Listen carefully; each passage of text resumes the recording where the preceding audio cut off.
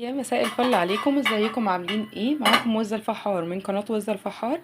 قاعدة انا وديالا هانم ما ورناش اي حاجة نعملها، بنتفرج على التلفزيون، فقلت نعمل شوية تسالي ومقرمشات. انا هنا جبت الفشار وحطيت حبة زيت وحبة ملح وهقلبهم كده في بعض كويس عشان الذرة كله ياخد من حبات الذرة كله ياخد من الزيت، وهحاول اوزعهم شوية في الحلة بالشكل ده كده.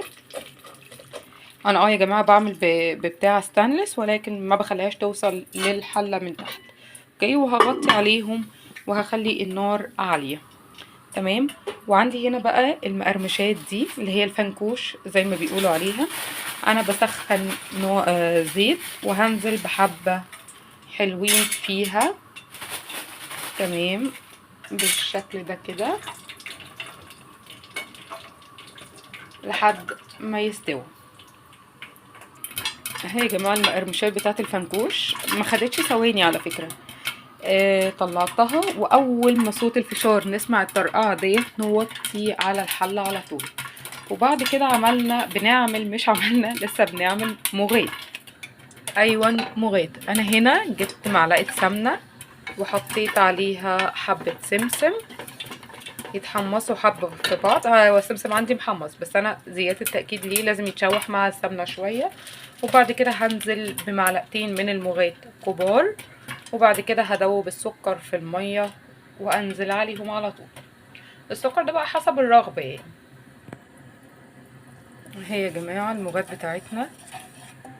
بصوا انا ضفت سمنه تاني حوالي معلقه، لان كميه المغات اللي انا كنت حطاها لقيتها محتاجه سمنه تاني. تمام، فضفت كوبايه، ضفت معلقه. واول ما لونها يبتدي يغمق كده شويه هقوم نازله عليها بالميه اللي انا مدوبه فيها السكر. تمام، وعلى حسب القوام بتاعها هشوف هحتاج ازود ميه تاني ولا لا.